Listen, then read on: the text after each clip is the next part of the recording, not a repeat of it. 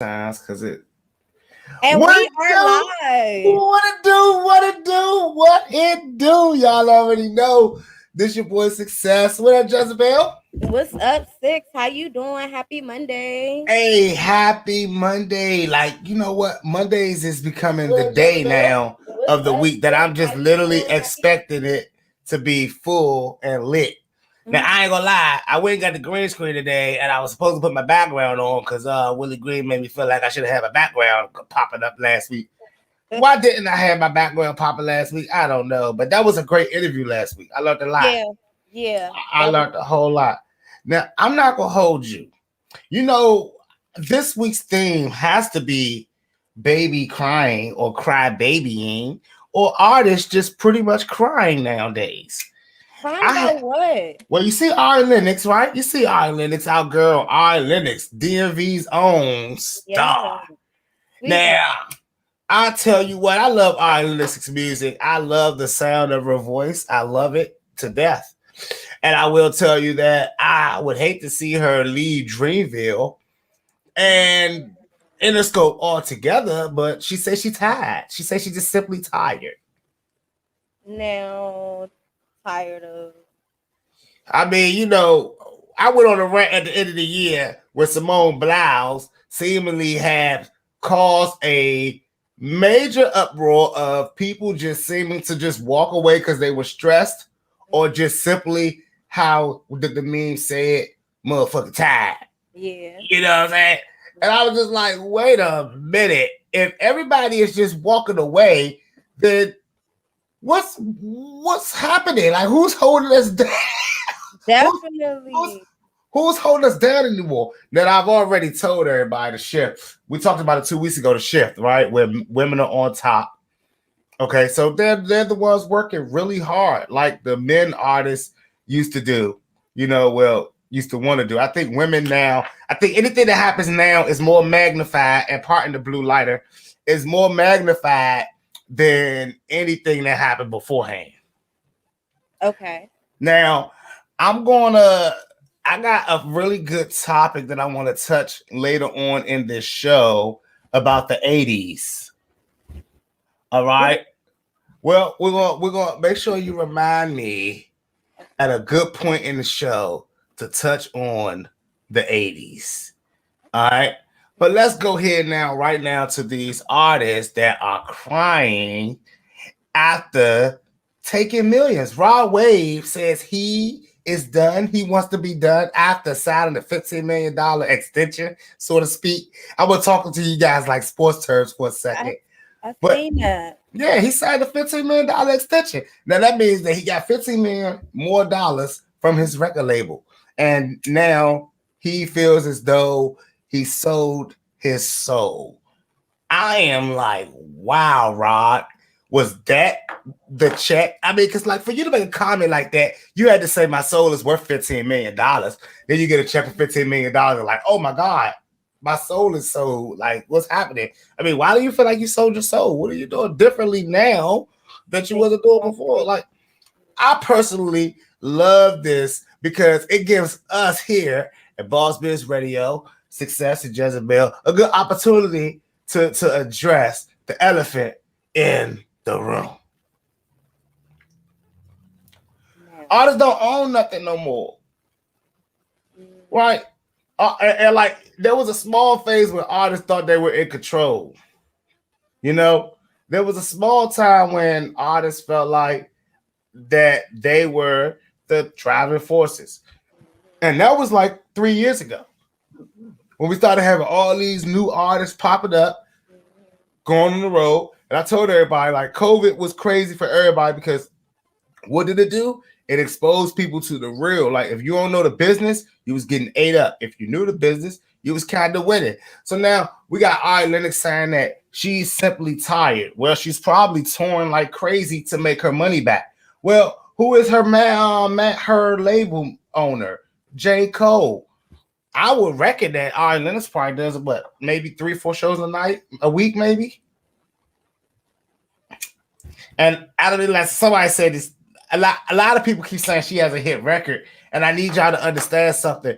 Just because you guys hear them on the radio don't make them hit records. Okay, just because you love them, don't make them hit records. There's plenty of songs I love that are just simply not hits.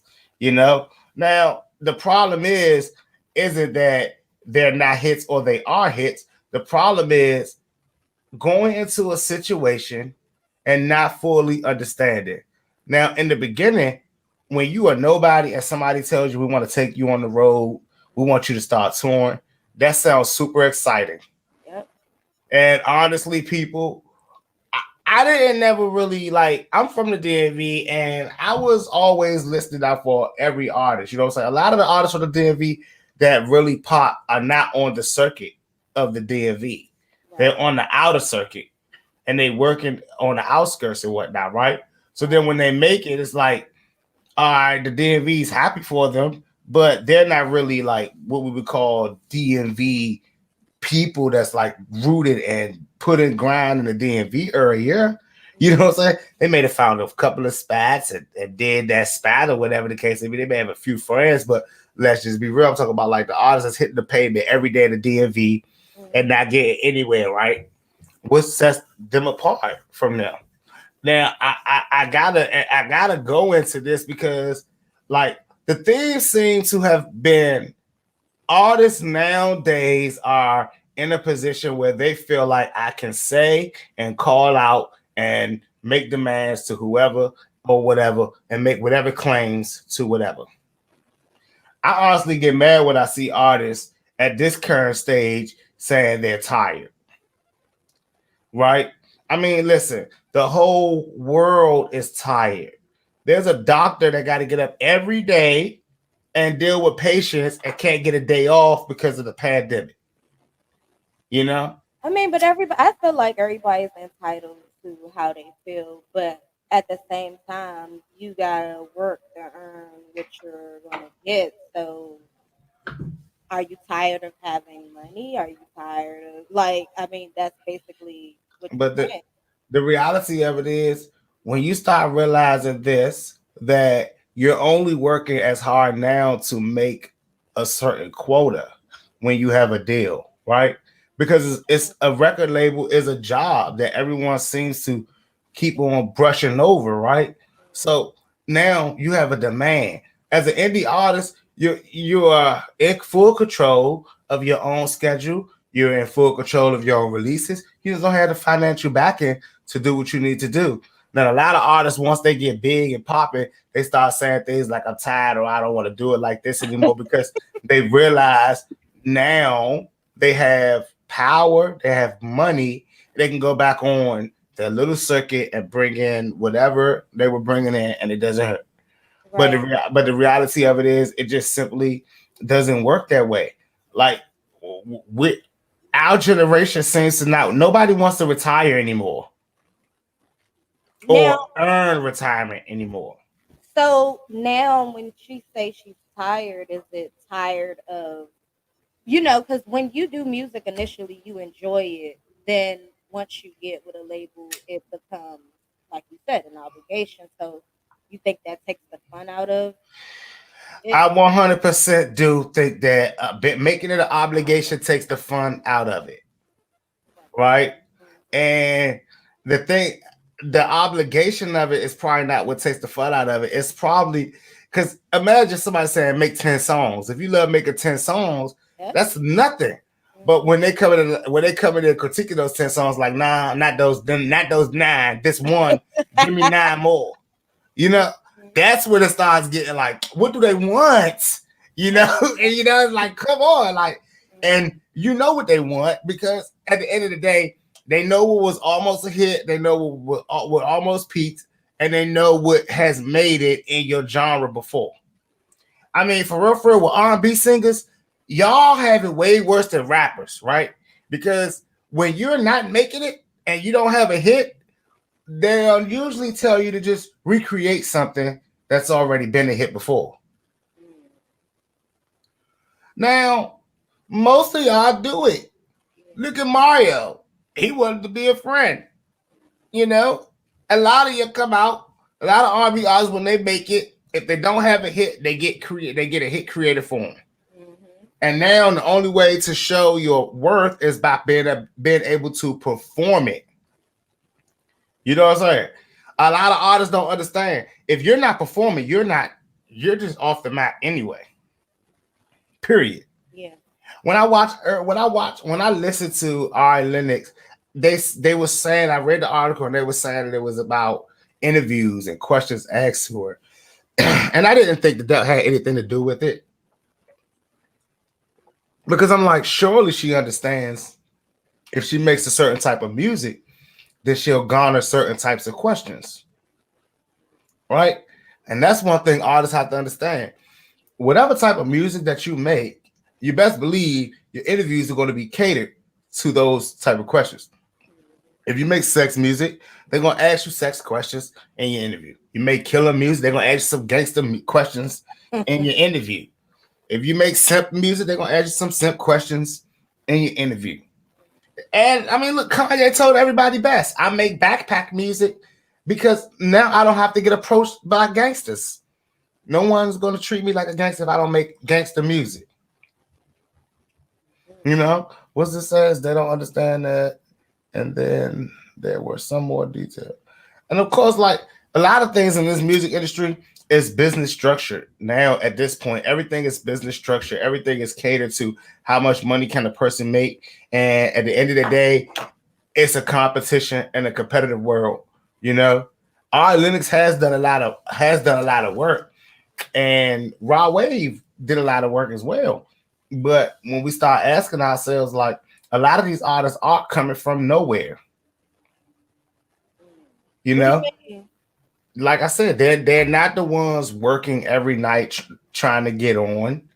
They're not artists that's like the work for years. You know, like they connected. They have friends. They, you know what I'm saying, they get fast tracked, and then they get motherfucking tired. So he signed a $15 million extension deal, and Now he wants to quit because he feels as though he sold his soul. And I mean, he probably did, you know. But who knows what selling your soul really is anymore? I was just about to say that. I was just about to be like, but like, what does he mean? He's like, what, what do you mean you sold your? Like, did you give away a lot of your? I don't. And that's probably what it Right? is. Your He music. probably gave away. If you get $15 million from your label, you definitely gave away a lot. Somewhere in the high 90%. You see what I'm saying? Somewhere in the high 90%. And I tell every artist that's listening right now that that's worth it to give up the high 90% because at the end of the day, you need labels to invest in you. Labels invest more in what they get most out of. I mean, it's just like if you going out here and looking for investors in your company, guys. If you're looking for an investor in your company, you're not. If you tell an investor you give me this amount a month and they can guarantee you this a year, or you give me this amount and it's gonna guarantee you this much back in 5 years, they're looking at it like, okay, what am I gonna make in 5 years, and is this gonna make me more than that? I mean, am I gonna double my money, triple my money, whatever the case may be? Is 5 years worth it to double my money? And a lot of us artists, we got to ask ourselves, what we don't have is the connections, the network, and the resources to make the mass money on that scale. So it's a trade off. Like, I don't like the artists.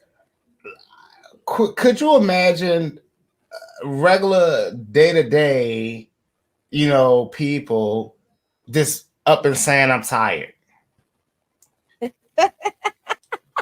Yeah, I mean that's imaginable. Yeah, especially in today's world. I mean, yeah, yeah. People say they're tired all the time, and just to make mention, rest in peace to Regina King's son. He just, you know, ended his life for what reasons we don't know, but there are some people that are that tired. Man, it's so crazy. It's a lot of people out here that really feel like they all alone in their journeys. right? And that's the worst thing in the world for people right there. See, no, I was coming from an aspect more of like people. Sometimes you just feel like you're just tired. Like some people are tired of waking up every day. It's not that you may feel alone. You might have all the love in the world, all the family in the world, but you can't really be that tired. So I mean, Man, damn, that's just so crazy to me because not to go all the way far left with it, I be but watching so many people that's not even to me nowhere near accomplish what they could, should, or would accomplish when and they talking about they're tired. It's so much work left to be done, right? I mean, I don't never ever hold myself in any light of anything, but whatever I talk about, I live it, right? So it's like when I see people shutting down, I say to myself, dang, is it really just that easy to just up and walk away from everything? And then if it is really just that easy, then what the heck? Then what are we really trying to do here as people? you got to think about the people that didn't ask to be here, and then you have to live a a hard life. Well, And that's one. every day you try your best to make your day better, but it's just a hard life. Like I That mean, I is can see 100% that. of the world that did not ask to be here. I'm just saying, like, You know what I'm not saying? to be 100%. laughing, like because there are. I mean, I've talked to people, and I know people that's gone through stuff, really hard times in life, and a lot of things that people say is they tired. Like I hear that a lot from people, like they're just tired. Like, but you still have to go on. So when you say like with the Ari Lennox situation, okay, I can see that. That's like, are you just tired of like? So what do you want to do? But I'm talking about tired at all the way to the far extreme. Like people can't just literally be tired. Nah, that is the far extreme, and we do have to watch like that. Those are trigger signs right there. That's making like, damn, what the hell? We gotta be on watch for people when they getting tired of shit. But I'm just at the point now where I'm like, look, if people don't want to be in the game, make room for people that do want to be in the game. Get out the way. Yep. Stop blocking traffic. Make room for people that's ready. Make room for people that want to be in the game because at this current juncture, right now where we are, there's more people that want to be in the industry that are getting overlooked.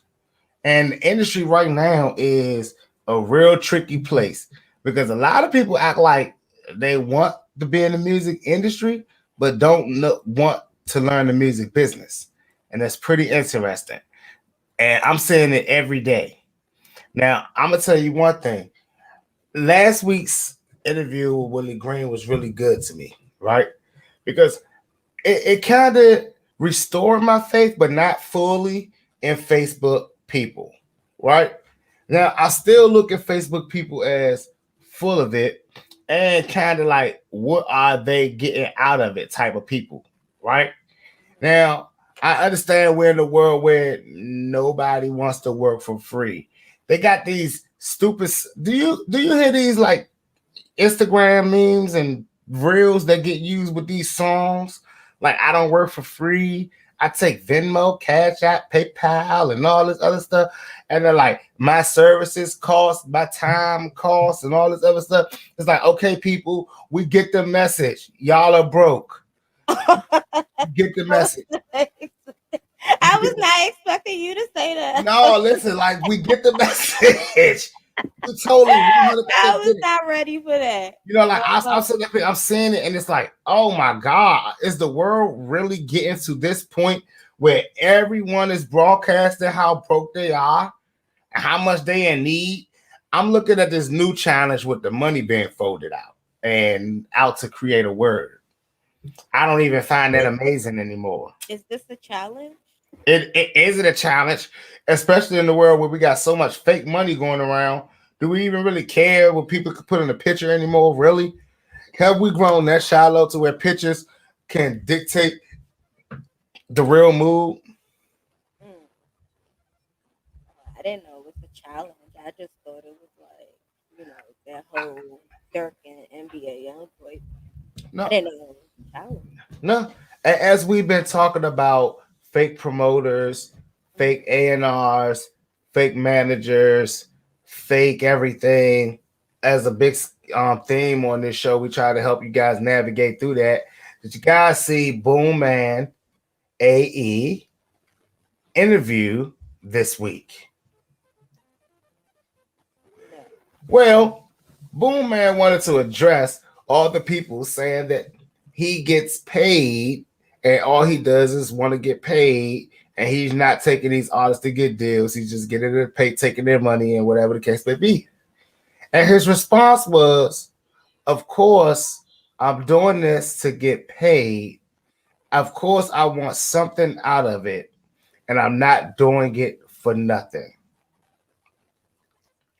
And I said to myself, that's pretty interesting because I thought the something was getting artists signed. Now hold on. Who for people that don't know who is Boom Man? Boom Man A&E is and with Authentic Empire, he's an A&R that has ties to artists such as Fujiano, also maybe ties to 6ix9ine and some other artists that have gotten record deals. Okay. Well, the thing was, he seemed a little off because of the feedback that's been coming at him because he's been taking money up to $2,500 and pretty much artists are not getting record deals. Now, hold on, wait, don't glide over that. Now, hold on, is he promising them that they're getting deals and taking this money, or is he getting the money for his services, saying that it's a possibility? You can now that's the thing, right? That's the thing. That's how they word it, right? It's called services, and I need y'all to understand these things when they're using the word services. That's what it that's is. that's the red flag symbol. I mean, that's what you're. I just need to know. See, I be needing to know more specifics because that's what it depends on. Like, if you say give me 2,500 and I'm approach the label and let them know about you, and hopefully we can get you in there. Okay, you just paid me to go to the label. But if I'm saying pay me 2,500 and guarantee you gonna be signed, then that right there is fraud because I can't guarantee that. But see, the funny part is, right? That's not even how the game works. And all of these people, they call themselves the gatekeepers now, right? Mhm.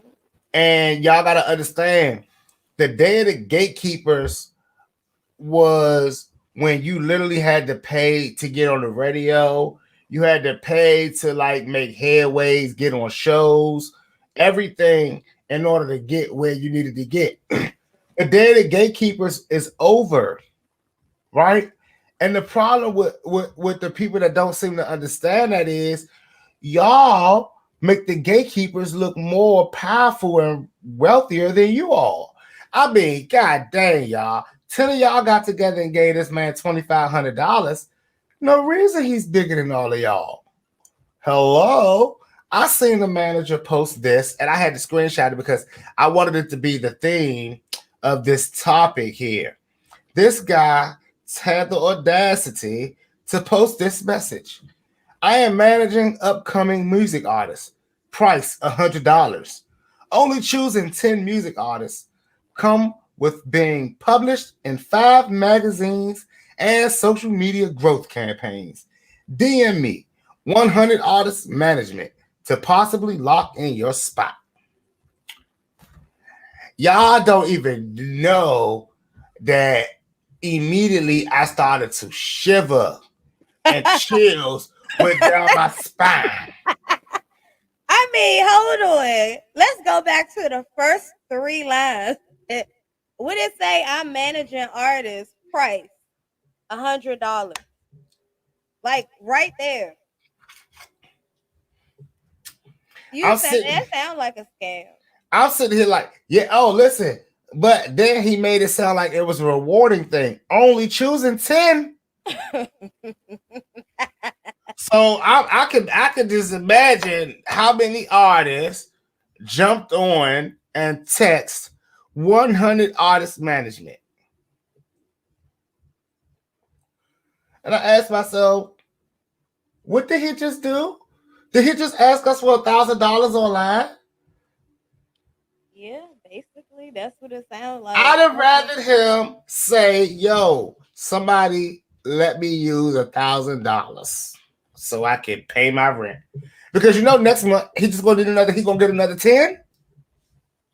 But you know what? It's like it seemed like it's a wave of people trying to exploit and take advantage of artists. And I had an issue with that a while ago when I was working, when shit was open down here in the DMV and I was going out, mingling, networking with people, seeing where they head was at, trying to collab with some people. And a lot of motherfuckers out here, y'all, a lot of people just be out here to exploit y'all and take y'all money. Like, because right Yeah. then and there, it's like, okay, you'll be published in 5 magazines. I don't know if he listed the magazines or whatnot. They- Social media campaign, like, I mean, don't you want an appointment first with the artist to actually see where they're at and where they want to go? Like, I mean, no consultation at all. Just give me $100. Like, Not only if you chosen, so he must got a little process that he goes through, you know. And I mean, listen, don't get me wrong. if you Nothing that that he said, that nothing just that sounds he's like saying is bullshit. right.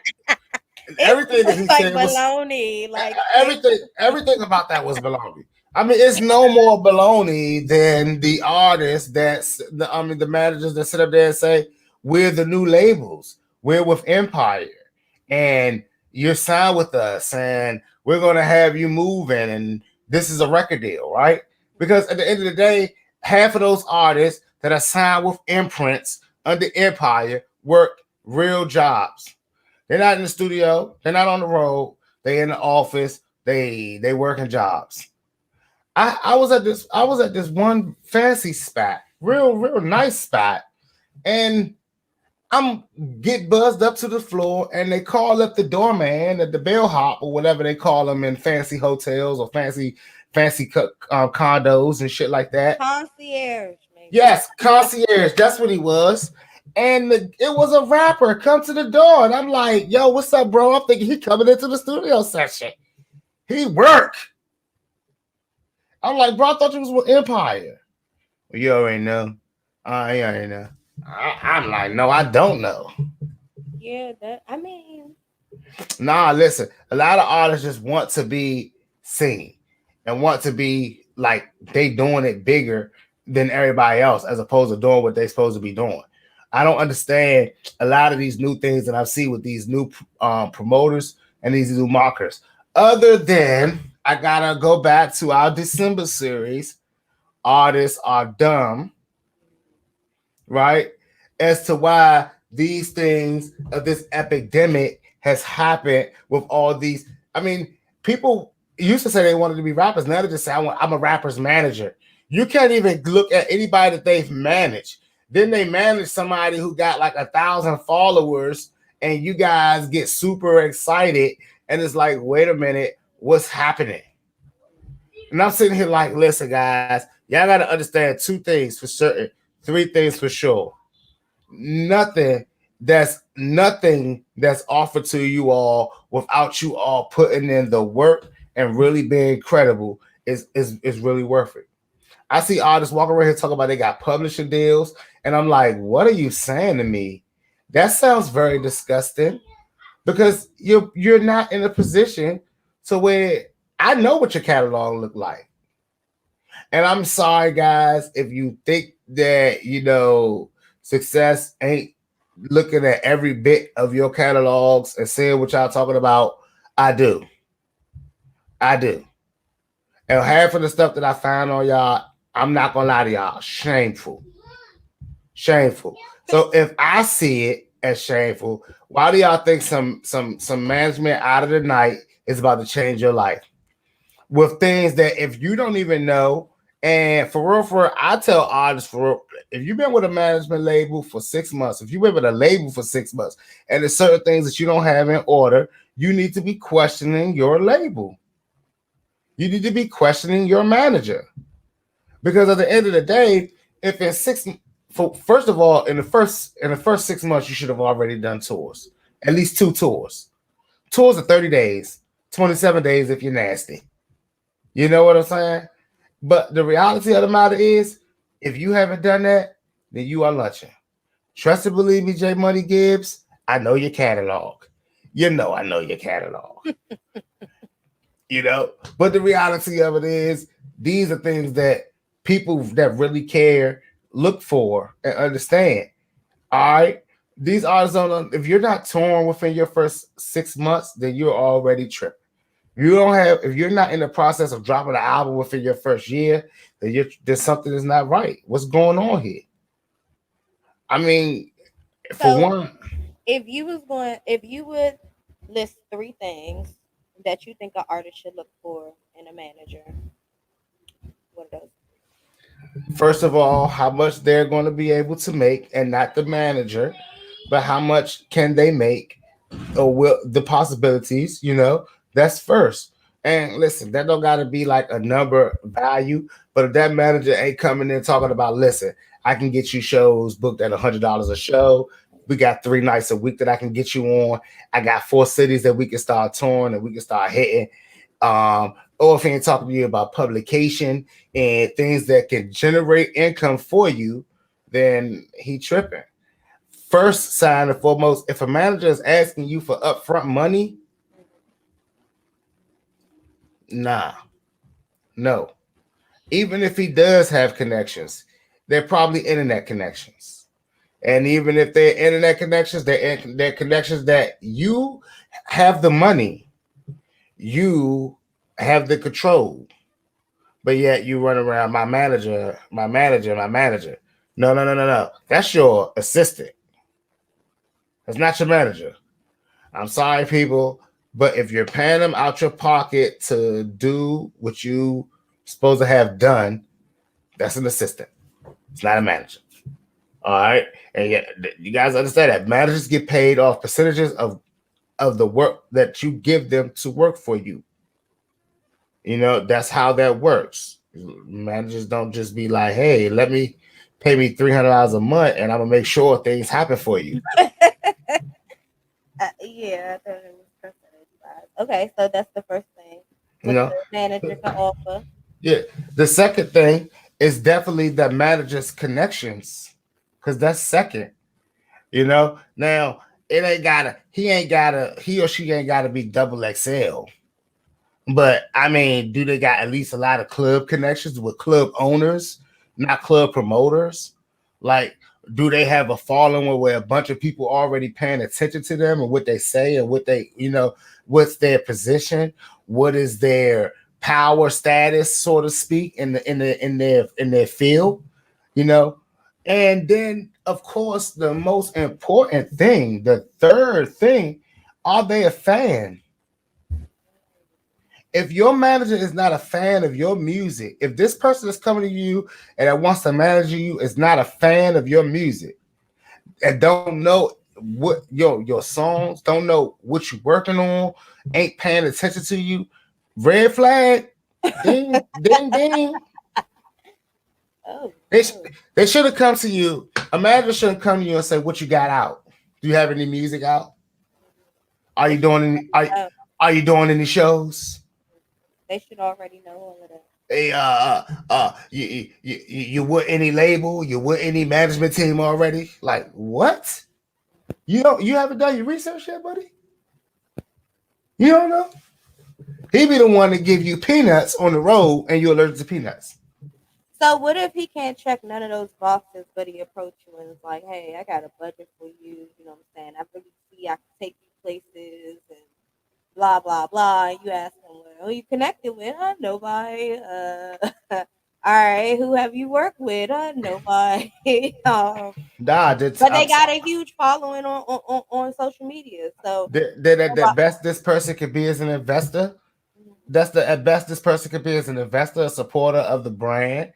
He can back it, but come on now, manage it. What's he gonna do? He just told you nobody. So in a year or 2 years, Uh-huh. it's still nobody. You can't be expecting anything less or more. And it's not about a budget if there's nowhere to spend it. Because if he doesn't know anybody, then nobody's going to get the money. Nobody's going to move. Where are you going to go? Again, you're turning somebody into an assistant, doing what you tell them to do. And if you're having already hard times knowing what to do, then you are two blind people walking around with a pocket full of money. And guess what happens? You're going to receive DMs, send me $100 and I'll manage you. And you're going to be like, all right, here's $100. And what's happening? You're going to receive DMs, give me $1,200 and you're going to be on this show. Give me fucking $1,000 and you're going to be able to do this. And before you know it, you're going to have no more money and asking yourself, what now? Because time flies. No matter what people think, time is flying. You know what I'm saying? It's not sitting up that joint waiting. It's not like I go sign a deal with someone with inexperience. The time's gonna say, neither one of them know shit. Let me go ahead and wait until they get it, and then I move a little bit. Nah. Cause see, what's happening is while you're learning, someone else is doing.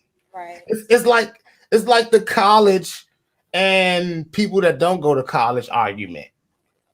Yeah, if you come in to be a police officer, and I've been a police officer for 4 years, I'm a sergeant. You're gonna come in as a rookie. Yeah, you may have went to college for 4 years, but if you do the same thing I do, then I got you beat because I've been doing it longer. So it's like, what are we really training ourselves on? It's like I was telling one of my friends, he says, I want to go into the military. I said, well, go to college first. He said, well, why is that? I said, well, at least you'll have a chance to be an officer as opposed to come in as a goddamn, the highest you can get is a sergeant if you don't go to college. What do you want to do that for? Why you want to be just an E9 when you can be a goddamn warrant officer or whatever the case may be? Make some real money. You can be a general. I mean, but then you could also go and they pay for you to go to college. I mean, but listen though. And then you can up your rank. Yeah, but see, the thing about the military is that's the same as the music business. All these businesses is the same, right? They expect once you in there, if you go in without the knowledge that you need, then you're automatically stuck into a situation no matter what, right? So it's like I tell everybody, you got to whatever field you want to go in. It's too many people that have done it that's left blueprints and little mouse crumbs for you to be lost. I mean, it's people right now, and I don't know what a pioneer is anymore. But we have people that have really pioneered the cultures, pioneered the genres, pioneered the way we move. Now, honestly, y'all got to ask yourselves two different things right now, right? Because there's many levels to being an artist, from the art of performing, the art of songwriting, the art of learning how to read a room, the art of interviewing, that on and off switch, saying that you have to have. And a lot of people try to master just the art of performing and the art of songwriting, or the art of performing and the art of rapping, or the art of singing. They don't never try to think about all of these full spectrums. And the reality of it is there are people that have.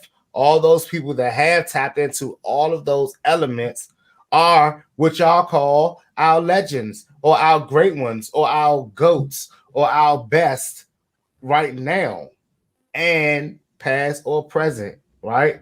And it's going to still be that way in the future. Because at the end of the day, anything is like sports. Someone that can dunk, pass, shoot, rebound, all that stuff is automatically better than someone that can just come in and shoot the ball. Yeah, he's cool in situations, but what happens when that situation is not needed anymore? You have to cover all your bases in this business. Reality is this, artist. You have to take every genre left you something. I mean, every era left you something. The art of performing, well, that was probably in the 90s, that era. The being able to really perform well, that was in the 90s. The art of songwriting, well, that was in the late 90s, early 2000s, right there, where you got that, The art of business now, that's when you start making a little bit up into the late 2000s and stuff like that, right there. So all of these artists left you something different to where now you guys can really become super artists right now. And that's why you have so many artists just popping up and to being massive, because there's a real way to do it and a wrong way to do it. Any label that's still running around this trying to talk about some artists pay me to be on, they're broke. They're not. If you know what time it is, if you know how to make money, you, jobs don't ask you to come into a job and say, "Look, we want you to start next week, but before you start, we need you to give us your first check. We need to get a $500 advance so we can know that you're gonna do the work." You see what I'm saying? They automatically know that if I bring you in to stock these shelves, the customers are going to buy off the shelves. If I bring you in to sell these shirts, the customers are going to automatically sell these shirts. All you got to do is be here to do what I know you can do, right? And that's how the music industry works realistically. Not this new stuff that's happening with this pay me. Now, the music industry is a job. It is still, listen, we're going to give you this because we know that if we send you here and do X, Y, and Z, we're going to make certain amount of dollars. You know what I'm saying? But that's a well-established label. I mean, what about these independent labels that No. they might need the artists They to could not. also invest in themselves? Trust me. Then, then that once you do that, then you walking around like Rockefeller, right? A bunch of people with no ownership, no rights, no nothing, and you leave yourselves vulnerable. You're open for slaying. Because at the end of the day, let's just me and you right now. Me and you, we are a label and we don't have any contracts with anybody, anything. We just know that we got some money and we out here moving and we putting our money up and we making our money. And now whoop, you decide whatever. I want to go with this, I want to go with that. I don't want to do this, I don't want to do that. Whatever the case may be, everything shuts down. Everything shuts down. Why? Well, that's just the nature of when you invest in something that is y'all two investing in. Because at the end of the day, now, if you come in as an artist and we come in as artists together, how can we really be structurally thinking? If you come in as a label head and I come in as an artist, why should I be thinking as a label head? You know, and things of these natures, like artists have to understand, it's hats that got to be worn to be successful at every stage of the game. And for real, if you're investing in a label, then that's y'all's label. And now you should be making a lot more decisions than if your music is on United Masters or DistroKid or some other app underneath all their names. Wait. What you mean if you invest in the label, then you own some of the label? Like how? Well, How if the label's asking you to invest in yourself, like let's not say they saying pay us $200 to do this right. for you. They're just saying, okay, hey, we got this tour set up for you, and here's your expense. Yeah, then that label should So then, whatever we make off of here, we get our percentage still. You know what I'm saying? But your expenses are already paid. so You know, that's like that type of situation in an independent label, as opposed to the label having everything set up for you and then, getting stuff on the back end. no, I totally get the situation, right? But that's what I'm saying. Like if I was in a situation like that, let's say I'm with a rinky dink label. I don't know. We're gonna make up a name, John Ron Records, right? If I sign with John Ron Records because he told me he I gotta invest in myself and he believe in me. We stick together. I invest in myself. You best believe on those albums it's gonna say Sixxcess and John Ron Records when that joint is published. You know what I'm saying?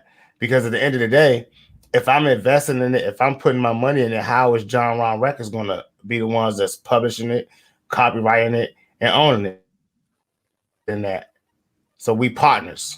Well, not unless you're putting up just as much as the person that you're working with. But I So mean, let's say a broke artist, for instance, you only got a little bit of money, and yeah, then your manager has like really has the rest.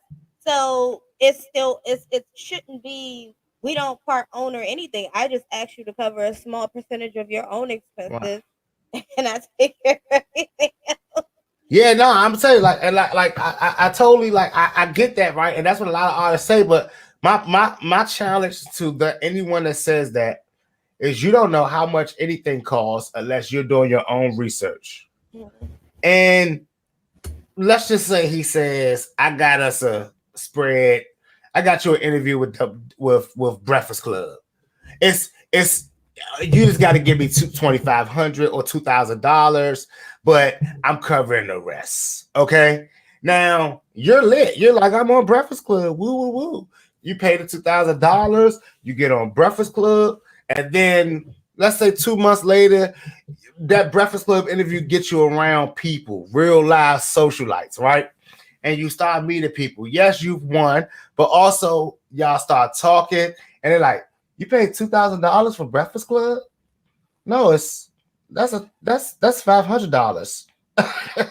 You know, you find out stuff like that, and you're like, "Wait, but no, he told me it was 5,000. No, it's 5,000. It's 5,000. It's 5,000 if you do like every radio station in the East Coast. So what do you mean? Why didn't you get the whole run?" Well, my manager. Oh no, because see the thing about it is like this, right? You already have to assume if someone is throwing a price on it, the reality of it is, what is the real price? I mean, listen, we watch too much stuff with Beats by Dre's $1 to be made. Kanye's shoes be like $3 to be made. They selling them at like $200, $300 a pop. Resales be thousands of dollars. Beats by Dre's sales at hundreds of dollars, makes a couple of cents to make them. You see what I'm saying? Like, so we're in a game now where not only is everyone paying attention to the dollar, right? But everyone is paying attention to the knowledge. Now, honestly, the only thing that I say people need is connections. You can't buy connections. You know what I'm saying?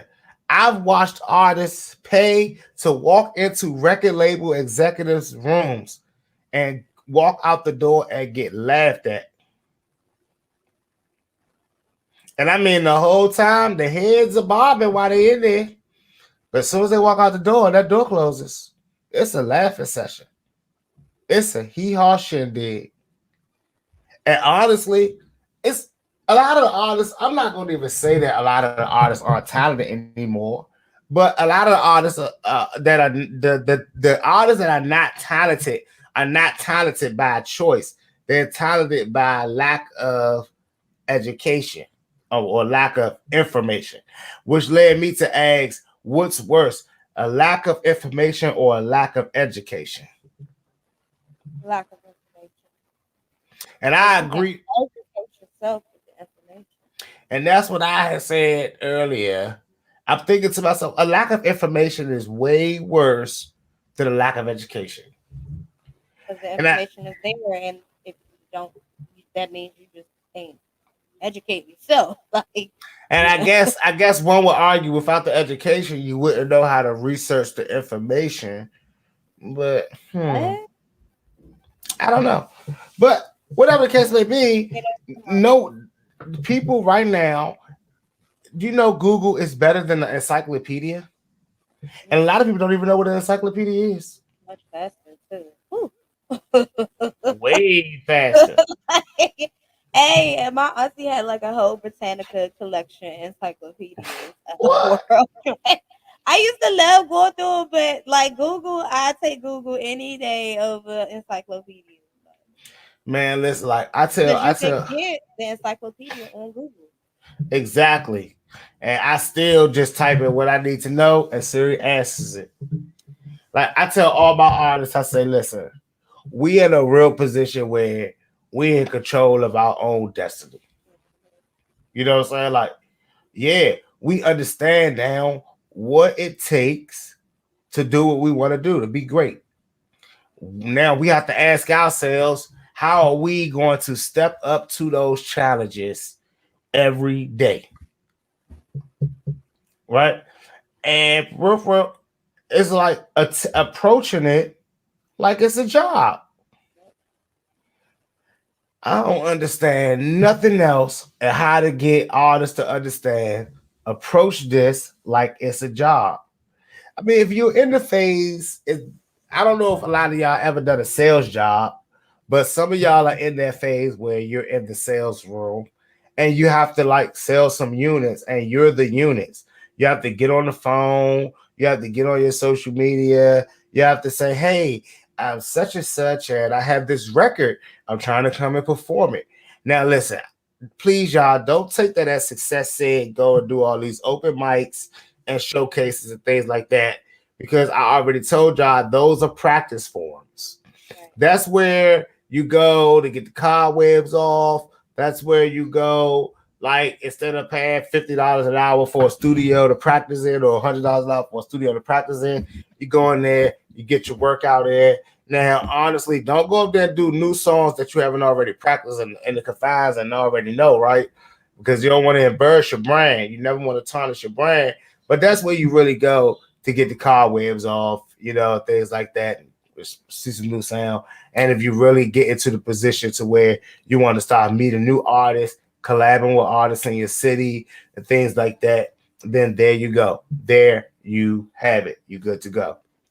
Now, I gotta address something that happened. I don't know if this was what day this was, but I was under fire last week.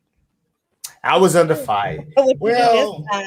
well, I only told people that the best rappers in the world sell records and are able to create hooks that last forever. Now, someone wanted to tell me that the best rappers in the world were battle rappers. And he's went on to give me all of these reasons why they were great and the best rappers in the world. Now, this all stems from 50 Cent's interview where he says the best rappers in the world are battle rappers. They have the best punchlines, the best catchphrases, and their only flaw is they can't write a song to save their life. Now, I was really upset with 50 because 50 is a rapper who's written songs, great songs that are going to last a lifetime. And he's one of the best in the world. Yeah, he said that out his mouth. Now before I could get mad at 50, I had to understand he did just sign a few battle rappers. His boss, Eminem, is from the battle rap world. So I gave him a pass. But I couldn't give the people from my city, the DMV, a pass, as they were trying to say that this was true. Now, I don't know how many times we have posted on not only Boss Biz radio platforms, but on our personal platforms, name your top 5 rappers. I ain't never seen nobody put a battle rapper on that list. I have never seen a list where somebody's top 5 had a battle rapper on it. Ever. I'm trying to think, who would our battle rappers be? Like, I don't know who our battle rappers are. Yeah, because no one does, right? Unless you watch battle rap. I thought You have to be a battle rapper. If y'all know any DMV battle rappers, just drop some names in the Oh comments. no, I know some DMV battle rappers, right? We got my man Lee. We got King Herb. We got King Herb. So I know a few, right? But that's not my point. I mean, like, even them, like, they're great. They're great rappers too, right? But when it comes to making a song, now listen, I'm not gonna sit up here. People say, well, you can't get into a battle rap realm. I'm like, whoa, wait a minute. That's just dissing people and making fun of people all day. Yeah, We can make snaps on day on people, especially if you already got a little wordplay, and they're not freestyling. Half of them these days are not freestyling, right? It's all organized and written. So Uh-huh. to get out that junk, my point is simply at the end of the day, I need somebody to tell me the last time they saw a top 5 rapper list. Because if battle rappers are eligible to be included as rappers now, then there shouldn't be no reason why a battle rapper name wasn't on the list when you ask who are the top 5 rappers of all time, right? That period. I mean, listen, even the top 5 rappers of all time, I don't even know if they got battle rap in their background. Now, I'm not gonna sit up this joint and diss the culture because I don't want all the battle rappers challenging me to a freestyle battle, and then I have to try to like charge like 100K to get on smack, right? Or something that cool. But at the end of the day, like what I'm trying to say is the job of a rapper is to move the crowd, right? And give you something to go home with memorable and inspire and uplift people and give you like give you a moment, paint a picture for you to where you can feel like you was right there. You know what I'm saying? Like, but dissing people, Jonah. I mean, yeah, that's cool. That's cool. But come on, y'all. I say everybody likes your mama. But come on, y'all. Y'all know what time it is, man. The best rappers in the world are the people that can write songs, are the people that can put hooks together, are the people that can sit up that joint and go on stage night in and night out and perform those records. Those are the best ones. And I'm willing to challenge anyone on that. Now, I don't want a battle rapper telling me you can't see us in the battle round because I definitely could, but I don't battle because I don't like to be offensive to people's feelings. I'm a I'm a Oh, I'm a, aren't you nice? I'm a gentle Oh. giant. I'm a gentle giant. So Drake had battle rappers at his birthday party Mhm. for entertainment. I mean, it is entertaining. Yes, it is very rather entertaining. I have not seen really one battle rap in my life. I can't lie. I'm sorry. I've, Really? I've seen Oh snippets. I've my seen god. snippets on IG. They look really fun. They say some cool things, but I just really don't. I don't really be liking it like that, right? I don't really like it. Not to sit there and watch a whole one. I walked in on some of my friends watching them, and I'm like, wait, like this is what y'all into right now? Like, Man, it's so intense. It was this girl, shout out Key, she's from Baltimore. I found her years ago, like, and I started following her. And it was female battle rap, and it's just so intense. Like, it's like, oh, I don't know. I just like the yeah, intenseness of it. Like, oh, they about to still off, but really they I not about to fight. I They do just follow fight. what's her name? I do follow Jazz the rapper. I do follow her. I see she be like going smack and stuff like that. So like I said, my man, Jay Sick with it. He does battle rap. King Herb, he does battle rap, and I don't even know if they even call him King Herb, but that's his rap name.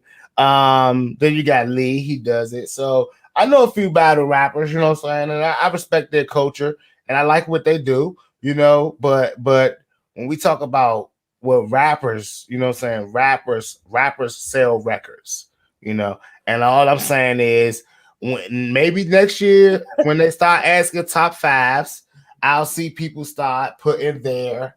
actual, you know what I'm saying, battle rappers up there. Then I can say, okay, cool. You know, but then you know what I'm gonna do, y'all? I'm gonna jump to the numbers. I'm gonna jump to lyrical content. I'm gonna jump to the albums. Somebody said Sue Surf has a pretty decent album. Now the problem is what I'm having is I can't take a lot of you people's word for what a decent album is anymore, right? So I gotta go and listen to it for myself. There's a lot of people that really cannot rap that you guys been talking about. And what I got to address is 80s. 80s rap. There was a podcast that 80s rap was actually the worst era of rap there was. And he did address that it was the beginning of rap, so it should get a pass. But seeing as how I am cynical six this year, I have to address something. It can't get a pass. You know why I can't get a pass? Why not? Because right now on Facebook, it is people that was born in 75, 76, judging the rappers of today based on those rappers. And y'all, Sixxcess have had quite enough. I mean, it's not just lyrics such as hip hoppity, hop hop, we don't stop. But it's also lyrics like I got a doodle rap. I got a doodle rap. I don't know. Salt and Pepper was dope. So I mean, were they? they were dope in the 80s. Like as far as female rap, Queen Latifah. Yeah, but you know what he said? He did say one thing that made it very interesting. 80s rap didn't age well. Now, when we talking about aging well and music aging well, what era do you think music started to really age well? Like Mid eight. 60s, What do you mid mean? 90s, mid 90s, I think 95 and up. okay, that's what I was thinking because that's I think I don't know 2000 split to the beginning like the ending like 98 to like 2000 and like I want to say 2003 or some shit like Yes. that. Like it was That on fire. that's the most influential time of music. That is where we got all the rappers today from. You know, all the motivation comes from the 90s and 2000s up until about 2000 and maybe 10. You know, after So that, it's just like, so what do you think about a No Limit and who was it? And I told you I don't want Cash to see it. Cash Money versus why not? Cash Money wins that. I mean, of course they do, but you wouldn't just want to watch it for fun. Yeah, I would want to watch it because I want to get a good hootie hoo. I'd also want to get a make them Cash say Money, uh-huh. and things like that. So yeah, Master P was the king of Alice, but you know, like, and then those times I really wasn't listening to music like that. Like, so it was like it would throw me off a little bit because some of Hold on, those wait, wait, songs would throw wait. me off. Okay, Cash Money will. Well, yeah, I mean, because of Lil Wayne, but I was thinking, like, even still, Mystical was still active for a See, I don't while. even So, like that era. Like I did not like rap music in that era of Mystical with Cash Money and all that stuff like that. uh, I don't know. It was just something about Mystical and that whole like I don't like anybody in my pops like, and my pops like Mystical, and I was like, yuck. You know, like yeah, and I used to really love Tupac, and then I found out my pop was like, I was listening to Tupac. He's like, are you gonna listen to that? I was like, wait, you like Tupac too? He's like, yeah. I was like, damn, you ruined everything. You know what I'm saying? oh, he Like, liked the good stuff then. yeah, no, he don't, because he probably not listening to the right songs, right? But it's all good. I think Tupac was more for some emotional stuff, or he was caged a long time, so it is what it is. But I tell you one thing for sure, three things for certain: I can't do it. I can't I do it. can't do it. I hope But they I do. will, I will, I will tune into a Cash Money and It's gonna be yeah. like Bone versus 3 6 Mafia. No, So I it's hope not. not. I hope not. I hope not. I told you that was bad. I'm, Both I'm those that had no business up there. That was a bad matchup. I'm saying like as far as like caliber of music, like No Limit kind of would be like Bone Thugs, and then Cash Money would be like 3 6 because they're still relevant. Cash Man, I Money really still. I really just want verses to stop. No, I'm enjoying. I mean, how they're. I think this is letting the younger generations know how rap has evolved. So I'm loving the verse. They already know it's evolved. They sampling most of the music. Yeah, but a lot of this music, they don't even like the young kids nowadays. They probably don't know who these people are. Yeah, So now yeah. they can see where some of these, you know, even when the songs are sampled, they think that that's the first person that made it. Like there are people that think Mulatto's song, that she sampled Mariah. They probably don't know. You know, everybody know who Mariah Carey is, but you get what I'm saying. Mariah Like they, Carey, 1 year, one song a year. That's how she do it. That's how she do it. I mean, that must be nice though. It is nice. It is nice to chart every year. I'm not gonna lie. I would really like to know what Mariah Carey check looks like on her royalties back end. That would be pretty lit to know. I ain't gonna hold you. So now I'm gonna tell you this funny little tidbit here. I was sitting back and I'm watching all of these daggone um, marketers and promoters, and I'm watching all these guys talk. And a guy says, one of my guys that I follow on Facebook says, "Hey, he is a pioneer of the DMV." And he names a list of people that he agreed are the only 5 people to know 100% of the DMV's culture. Now, this was hilarious because I don't disrespect any cultures. I don't disrespect our culture. But I remember being a young artist coming up in the game, right? And I was asking around, like, what are some shows I should do? Where are some places I could go as a new artist trying to make a name for myself in a city that we call DC? Now, I'm going to tell y'all, this is where things got tricky for me because I would sit to people like Dre all day. I would sit to people like K Carter. And I would sit to people like, let me see, who 20 Bellows, right? Now, immediately, these are MySpace days, guys. For you guys to know, when I started rapping, it was in the MySpace days. I jumped on MySpace and I went to follow all of these guys, every last one of them, right? And I really wanted to be on one of their showcases because I believed that it was going to be the best thing to ever happen for me, right? There was also another guy.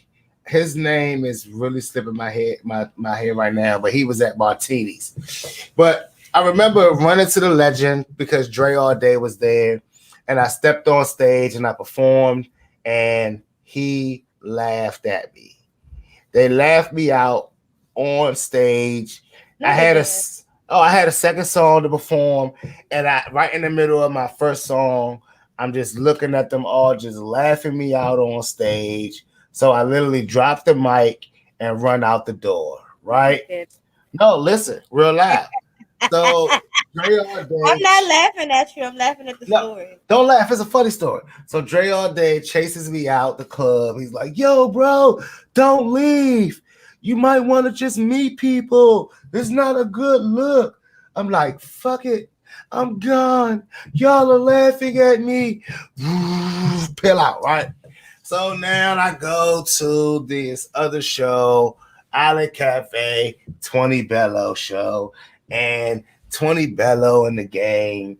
They put me on this list, and I'm about the 4th artist, and I'm standing there, and I'm excited because I'm finally about to do this show. And before I know it, all these other artists walk in, and I'm no longer the 4th artist. I moved from the 4th slot to the last slot. And I sat there all night and watched all these artists perform, and they all left, and then it was just me and maybe 20 Bellows. And I performed, and I felt like, why did I just do this? I remember getting a call from K Carter after being such a groupie, right? Because everyone said K Carter can get you on tour. He's doing all these world tours. He's doing all these tours. The 9-5 tour, the DMV he's putting on. He got the shows at the Red Lounge. He got the shows there. I was like, oh my God, I gotta get on. He calls me and say, "Hey, I got a slot on this tour. If you want it, it's 150 and you got to get here today." I never forget this because this day was my anniversary maybe my second year anniversary. And I told the wife we were on our way to Virginia Beach, and I said, "Hold up, let me turn around, do this show, and then we can go." And I remember getting in hella trouble because we sat around. I remember signing up on this list, being told I would be like third or fourth or whatever the case may be. Ended up going about 15th, 16th, right? And the wife was pissed, you know. And these judges, they sat on stage and they had to sit around and wait to see who they would pick to go on tour. And at the end of the damn thing, the guy said, "It was so tough, we're going to have to do it again tomorrow." And I remember because this is the day me and Joe Ice became really good friends. He walked out the door and said, "I don't know what they're talking about. It was clear that they should be taking you on this tour." Well, it wasn't surely a week later that I learned that was just a money grab. They got everybody in there 2 days in a row to pay them $150 to go on a tour. That never happened, right? Now, I'm going to tell y'all this. I'm telling y'all these stories because these are all people that were on this pioneer list that I was seeing as people who pioneered the DMV. And honestly, I said to myself when reading it, I see why the DMV is so messed up. Because see, like, That's not fair. no, it is fair, right? It is fair because the thing about it is, I know we can't. That wasn't a poll from everyone. That was one man's opinion of who was what in his eyes. But then I'm thinking to myself, why we don't have any pioneers on this list that have actually done something. I'd rather see Tabby Benet name on that list. I'd rather see Wale's name on the list. You guys know how I feel about Wale. But where's the respect for like what a real pioneer is? What is the put on? Or should I say really, what is the level? What is the level that they are wanting to achieve? Because see, when Tony Bellows put me on that show last, I didn't look at it and say, I looked at it and said, okay, I saw what this was. I seen what every artist in the city had to offer. And to me, they were like treating these guys like the best artists in the world. So let me stop you right there. So, because that, I'm a prickler for shit like I hate shit like that. Like I hate when sorry, I just let off a whole bunch of cuss words. My bad, y'all. But I hate when people do that to artists. Now, was there a clear understanding that you were going last, or did he at the Island tell Cafe show? Yeah, did he tell you what slot you? I mean, like when you were going, and then when you realized that you didn't go when it was time for you to go, did you say anything? And what was his response? Let me tell you, the clear understanding was when I was being pushed back for artists to come on. Right. Now, were you seeing artists just walk in the door and go up and perform? Yeah, but listen, when I say they were treated like superstars. They were dapping. These are the artists walking in. They still able to dap up the promoters, go straight to the DJ, dap them up. You know what I'm saying? Back in the day, like I'm watching this stuff and I'm realizing like y'all got like so when I'm watching these artists, I'm sitting there like, wait a minute, like this is what stardom is, right? In my eyes, as a new artist, I was like, this is what stardom is. They're walking in, they dapping up the promoters, they dapping up the DJs. They were getting to go on in my eyes when they were ready to go on. You know what I'm saying? And I had to really start asking myself, wait, what is these circumstances? Because, like I said, the Dre All Day show, I literally was the first person that go up. But they laughed me out, right? And what did they laugh about? I still to this day don't know. I don't know. Maybe my outfit was corn. Who cares, right? But at the end of the day, it wasn't a good look. It was a bad look for me, right? Then even with Martinis, that was a bad look for me, right? it wasn't really until I started doing Eddie Kane shows, but then I started still realizing I started doing Bruce Odom shows, but I still was realizing that none of these things were for me. They were putting me in a position where I was always looking like a guppy. I didn't have like, and the thing about it is, I'm gonna use the word control because I don't know any other way to say it, but I didn't have any control of my own destiny in those situations. There was no way for me to say, "Oh, it's lit right now. Let me go on," or this is, like, because these are things you don't understand as a new artist. But then when you start getting older, because that's the manifestation of this whole story, y'all. Y'all don't understand. Like, this story has a full 360 because I looked at all of that stuff and I said to myself, well, this can't be the height of this. I mean, like I said, I had worked with big artists before. I was writing for people. I was managing artists, and I'm seeing things move in a totally different way than what I was seeing now, trying to say I want to be an artist and understanding the moniker that was put on me was, you can't be an artist until you take over your home. Until you're the man in your hometown, you can't be an artist. That was the stigma that was told to me. So I immediately started finding out, well, who is all these people that are going to help, me get a name for myself? And I started following all of these people. And I never started making a name for myself. What was I doing? I was only going to enhance their legend, not create my own. And the minute that I stepped away and I said, wait a minute, because why am I not the artist that can go dap up the DJ? Why am I not the artist that can go and dap up the promoter? Why am I not the artist that knows the club owner? Well, why wasn't I that artist?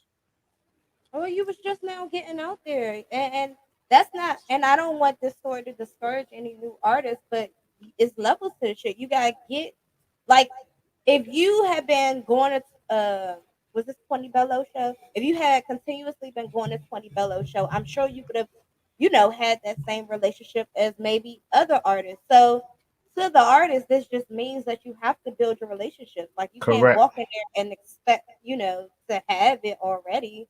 Build Nope. it. But I Nope. You like that sure no you can. shared that story though. Like, Yeah. cause I don't like janky shit like that. And I'm just call it as I see it. Like, Like, the crazy part about it is that was what made me start getting into promoting myself. Because I said to myself, like I said, and you can't, because I came from community centers and schools. I wasn't doing clubs. You know what I'm saying? So to get into the club scene had to take a whole nother understanding about the nightlife. It's easy performing for a bunch of kids, putting the flyers up in schools. It's easy performing for a bunch of teenagers and stuff like that, right? But performing for adults, and actually what you have to realize is those are not real shows. My perception of what would needed to happen was about clout, and was about figuring out who was the people that I was going to thinking that was going to talk about me in the morning. But the reality of it is, what I was realizing was all of these people were created based on their own things that they were doing, not because of any platforms that they were really offering, but because they were in control of situations when seemingly no one else could be. You see what I'm saying? And it wasn't until I started working with Red Lounge and working with 12 that you start understanding, okay, this is better. Now you have a position to be better, right? You can't be the guy that says, this because he's popular, he goes on this time and things like that. And at the end of the day, you have to stand on these things. But the reality of it is, artists ask me, do I really get on stage and perform 13 to 20 songs a night? Well, duh. Why wouldn't I? It's a difference between going into shows and saying, I want to be a part of the show, and going into shows and saying, I want to put on a show. I want to do my show. It's like, gotta understand these things. Now, what's crazy is to us, it's janky promotion. But what about the people that calling them pioneers? They don't think they're janky at all. No, not the people themselves are janky, but just the fact of you running a show and you see artists that were prompt that came and they signed up and they're there, and you let people just walk in and go ahead of them without even making people wait. Like, at least make, if you just tell them like, hey, we got a couple more people going up, then I can slide Yeah. you in. Slide It's, somebody in every three artists that was already signed up, but don't let it's people trample. Like, it's that I it's just that don't. it's that perception. It's that perception that they're trying to, like, you gotta, like I said, you're creating these superstars, you're creating these people to feel like they're stars so they can keep coming back and paying your bills. You know what I'm saying? Like, it's a Okay, okay, straight up. I get it But they're from. not making. But when I ask what are pioneers in the DMV, I need people to tell me people that have really advanced. I mean, where's the Diamond District? And to me, Diamond District are the biggest pioneers in the city. Slutty Boys. And what about them? Like, what about the fact that they're the ones who put on a lot of people? Diamond District are the ones who put on the Wale's, the Tabby Benets, the Jay Holidays, and do we talk about them at all? I mean, who are they? Do we even know who they are? The sad part about it is the respect barrier in our city has to get risen to a whole nother level. And it has to be risen to the point where, listen, in Gary, Indiana, their icon is Michael Jackson,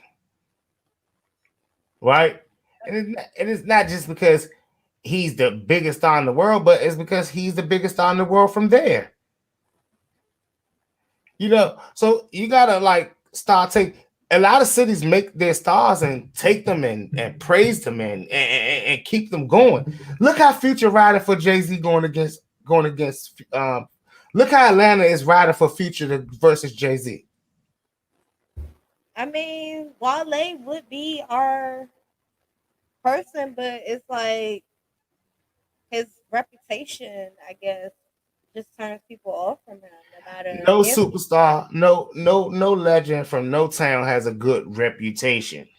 I mean, but I feel like he's probably rubbed so many people the wrong way. It's like even the big. I don't understand why people Man, don't like, honestly, like we I don't could, give him that love that other cities give to their hottest rappers. exactly, exactly. I mean, listen, they give Shot Glizzy a little bit of love, but come on, we see how that goes, right? It's not enough lifted up in the city of our stars, of our superstars, and a lot, like, again, the thing about it is, it, that hate that we reciprocate on our people that have elevated is the reason why we be like stuck in a way. It's energy. It's energy. Now, I mean, like, Wale, y'all know how I feel about Wale. Y'all know how I feel about Wales. Everybody know. But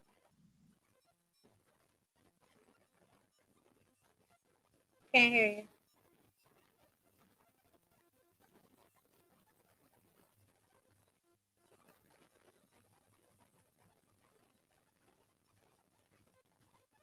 You muted. Unmuted. yeah, okay. I mean, I'm still thinking about why don't we have like that artist that I mean Trail would have been it if his ass ain't get locked up. Well, we already know. The thing with Trail is simple, right? Trail is. I went to the trap museum and Trail was the only artist in there Mhm. from the DMV. Mhm. That's why I was thinking. I was like, he probably would like he could be it if he get his stuff together. And yeah, The thing about it is, we got to just like sit back. It's the, those people were made. Future was made. The little baby was made.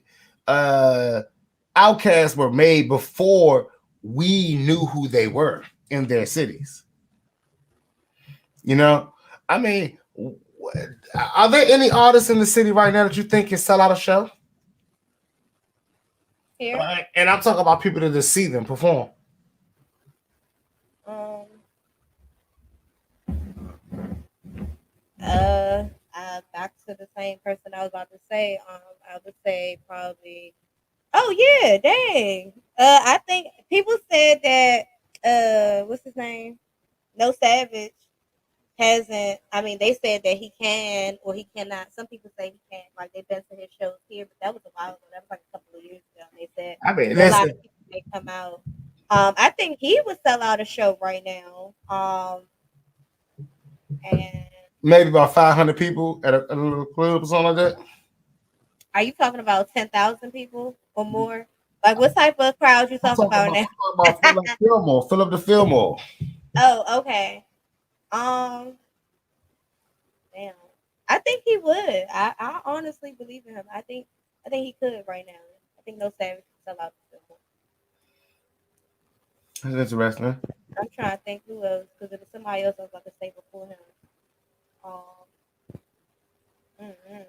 I don't even want to say Tro because he ain't even put out enough shit right now. But I think that's it. Because I don't think what's his name? The other guy, 3O. I don't think he could That's do the it by lady. himself. And I don't think that other dude with the tattoos on his face, Flop. yeah, yeah, I don't think he could either. I don't think even Light Show might have been able to back in the day, but I don't think he could now. Nah, they are all festival type artists. Yeah, J Money Gibbs. I'm trying to like I couldn't even think. I'm trying to think like could I even listen to like I mean because if you go to an artist's concert, like a lot of people say, someone asked me, am I really doing 13 songs on my tour? And I'm like, if people are coming to my tour, why would they expect me to do 2 or 3 songs? Right. Most sets are at least 30 minutes for the 30 to VIP. 45 minutes is a set. That's like ideal properly when you're charging but tickets to see you perform. So it's pretty interesting. I'm saying a lot of artists doing shows are prepared to not do 40 minutes. And a lot of them can't, or should I say, can't do 40 minutes. Mm. And I mean, like it's weird. It's a weird balance because a lot of people we don't know what our real fans are. You know, we don't know what our real fans are anymore. Because like, yeah, a lot of people rock with me. A lot of people may rock with this artist, but like, do they rock with you because of opportunity, or do they rock with you to like support you for your creativity, for your art, or for the advances that it can bring on for them? In a scary time, scary time. You know, like I had to tell somebody earlier. I let the city have it. They can have it. I love the DMV, right? But I also understand that there's a trade off in saying I want to be the top in the DMV and saying I want to be the top in the world. Yeah, yeah, I'd rather be the top of the world. Because as much as I love the DMV myself, what I'm starting to realize is I feel like there's like an invisible film over us or something. Like and that you have to get out of this film in order to bring more light onto the film.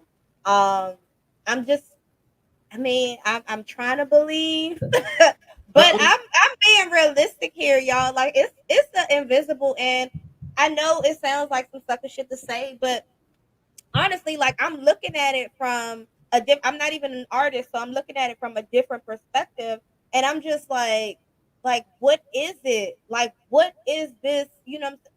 Like you said. I mean, all of those artists that we named, they left, right? And Yeah. came back. So staying here, I think unless somebody, I don't know, somebody leaves, come back and actually stays here and tries to like while they're hot, still putting on artists from here. I think that's the only way that it's gonna work. Now, so listen. I'm. Of course, I'm getting ready for tour, and I'm now working with a personal trainer and a stylist. Right. This the personal trainer says to me in the meeting. He says, "I know you're from the DMV, but we gotta get you with the stylist to make sure everything is right, the fits are right for the look." Mm-hmm. The stylist says, "Well, you from the DMV, y'all DMV dudes don't be listening when it come to how you have to dress in this industry." And I said, "Hell, man, I know how to listen." You know what I'm saying? Because it's like DMV, New Balances, some damn jogger pants and a t-shirt, they ready. And it's like, all right, put this on, wear this color. I see everybody making clothing lines out of DMV, and shout out to everybody that's doing their thing. But a lot of y'all using the same color patterns, same color palettes, the same, pretty much Not, same design. not Stop. even that. I'm sorry to get off topic, but y'all, I was just it was just a debate on YouTube. Like it's a lot of y'all stuff be overpriced, and I'm sorry, I'm just gonna say it. I be seeing a lot of these outfits just for less than what y'all selling, and all y'all do is throw y'all tag on it. I know that it's time and effort that y'all put into y'all craft, and but I just feel like a lot of y'all just be overpriced. Like I simply said that earlier, and I'm sorry, guys. I'm gonna have to piggyback. Just get out the game if you're doing that, right? Because don't get into a business where it's competitive and you're not that competitive like that, right? At the end of the day, you can't be overcharging for prices and product, and it's not about I don't. I hate that saying. Time. It took me time. It take me money. Listen, I don't go out here buy a car, soup that car up, and then try to sell it as a brand new car. Hello, it doesn't matter, people. You have to you have to create value, and I'm a more of a masses person. You know what I'm saying? Like you go to get that job to the plane, but at the end of the day, it's everything that started to look the same, and like I get it, right? It's just, I'm gonna be cynical because this how y'all be with the rappers. Y'all, it's all started to look the same. It's all like got the same colors, and honestly, I don't understand. It shows you more and more y'all can get together and have one big DMV depot with all y'all clothes in there together and enjoying it. But there is no DMV depot where y'all got all y'all clothes together. I mean, yeah, I don't know. I just feel like a lot of this shit we just like, and then I go on sites like Alibaba and other manufacturing sites, and I look for bulk of stuff. Um, just to see, being nosy, and I'm like, are you freaking kidding me? Like, you getting shirts like t-shirts, you get t-shirts for $1 or whatever. You slap your logo on there. Half of y'all got the machines, and then you're charging $40 for your t-shirt.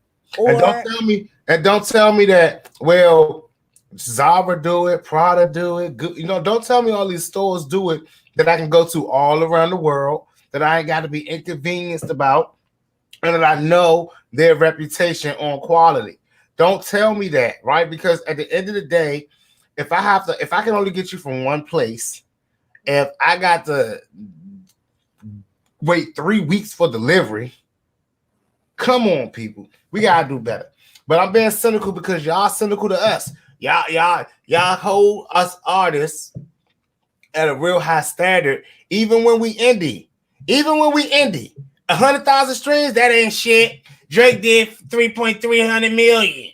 Okay, sorry. I'm not on Drake level yet. Y'all make the pressure, but then you don't hold yourselves to that same pressure, America. You don't hold yourselves to it. But y'all know what? Indie artist is the hardest industry to be in. And an indie rapper is the bottom of that chain. Everybody hates it when they know you rap, right? Everybody hates it even more when they know you're successful at rapping. They love it when you talk about it at work, though. I'm a rapper and you still working beside them. They love that. They go home and say, this dude keeps telling me he He a rapper. every day. He tell me he got a new song coming and shit. But yet, come on now. We can't convert them into real fans. Why not? I don't know. But no Now, one likes us. We're public enemy number one. I go into a room and I say, yeah, I'm Sixxcess. I'm a rapper. How you doing? Yeah, yeah. I also do radio host. Oh, hey. I know I mean, because everybody, I mean, that's kind of my reaction these days too, because everybody's a rapper, so it's not surprising. Usually, when I meet people, I'm like, "You rap?" So I mean, that's how common it is. So don't feel no type of way. Now you want that shot fight, you got one of the people like this. Hey, I'm Sixxcess. I'm a serial killer. No. That's the only way you get reaction out of people these days. No one cares anymore what we do.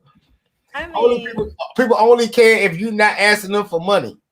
And other people that care that they care if they know enough, they can make money off of you. Now it's people that lick their chops at every new rapper that come out. Rappers hit me up like this. How much I gotta pay you? I'm like, oh, wait a minute. Well, that's not how we talk. I treat that. Now I talk to other rappers like we do old drug combinations. Not on the phone. We don't talk like that. Wait. You hot. You know, like, what are you saying? Who's taught you to talk like that? Someone asked you that before? You know, like I ask these artists these type of questions, and they it's genuinely yes. You know, I had an artist the other day tell me, you know, I'm making hella moves off my publishing deal, but I need to get a real placement or a real hit. And someone was like, all you need is a hit record. All you need is to get with the right producer. All you need to do is this, that, and the third. And none of them gave her any advice on how to make a hit. And honestly, I kind of wanted to tell. She already said she got a few hits on her hands, so I just was like, let's see how those do, you know. But I love when I talk to artists and they're explaining to me what they got going on, what they doing. I had an artist post the other day that they got a feature for Lil Uzi Vert, and I felt so good. Yeah. I felt like that's amazing, you know.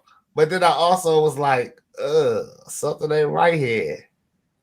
So my question for you as an artist is when you features like that, like if you was to get a feature from like I ain't gonna say Kanye because he's too big, but let's say Speaking into existence, girl. I'm just joking. Well, let's.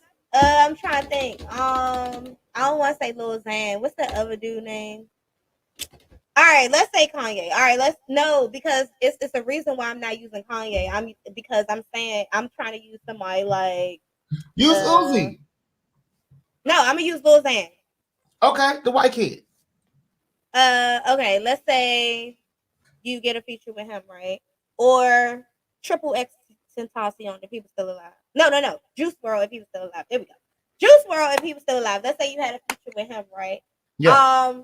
What would because the reason I didn't use Kanye is because of who Kanye is, that's automatically gonna, you know what I'm saying? If he, you know what I'm saying, that's automatically gonna shoot you up. But someone like Juice WRLD is more so like either his fans, your fans, or like it really got what they call a hit to be pushed.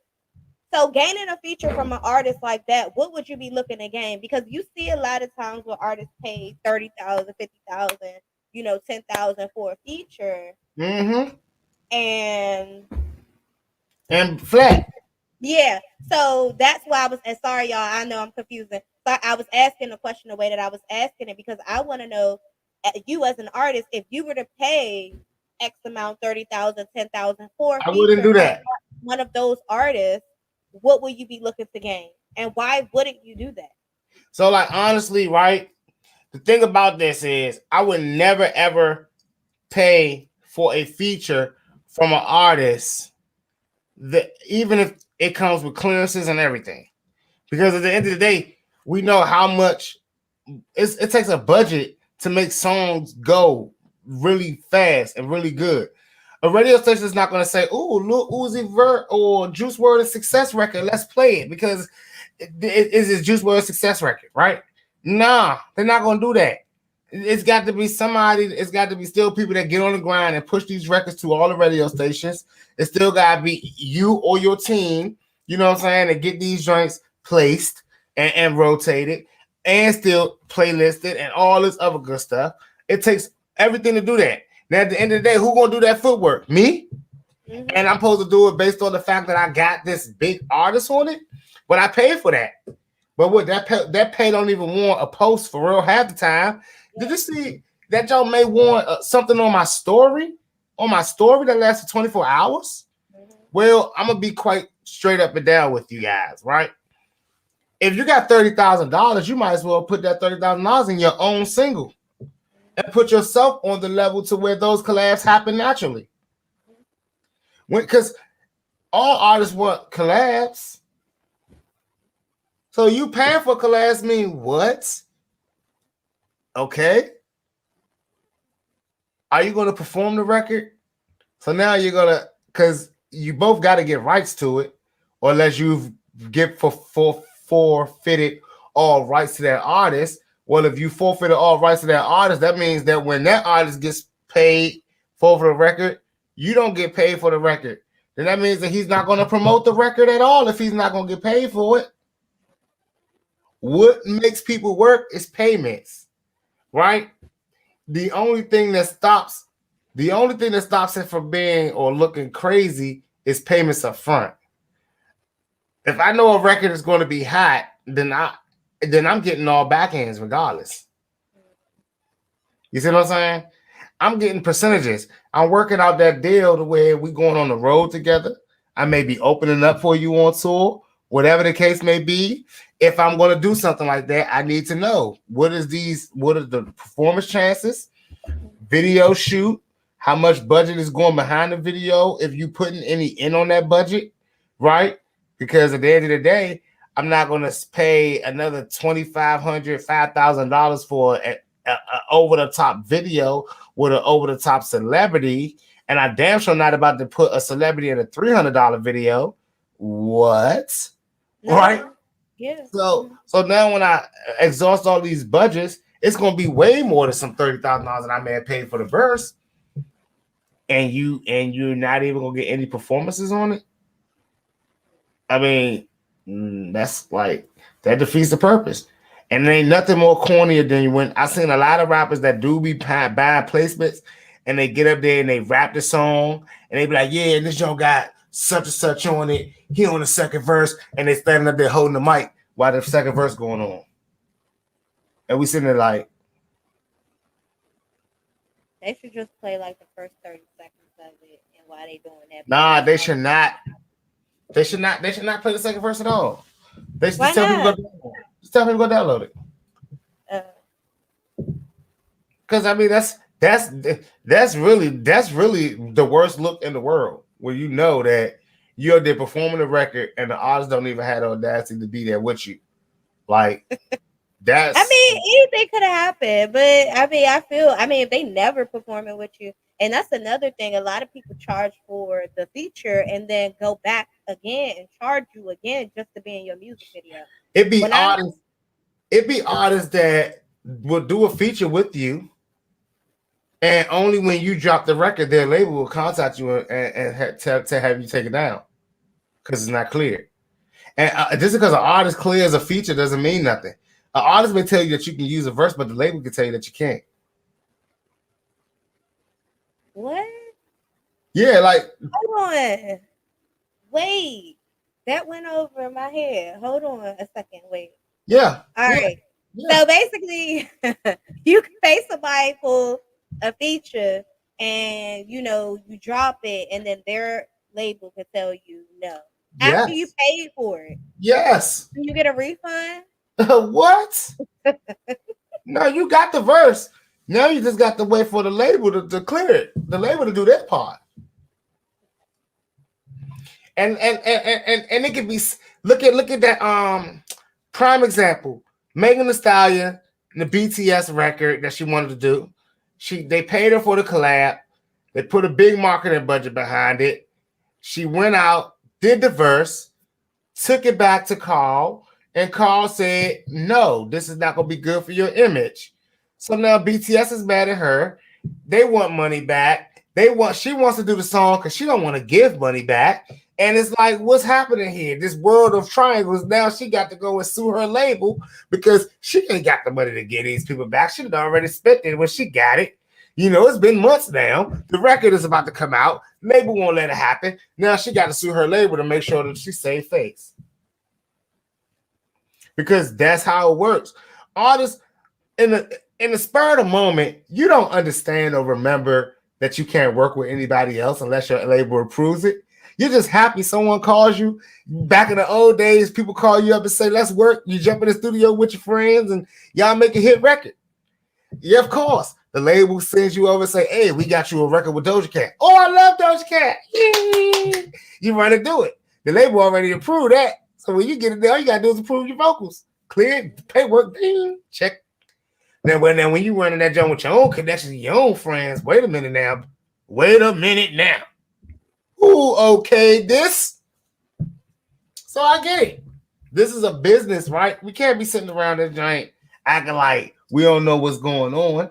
So why would I pay another artist for a collab? Well, I wouldn't.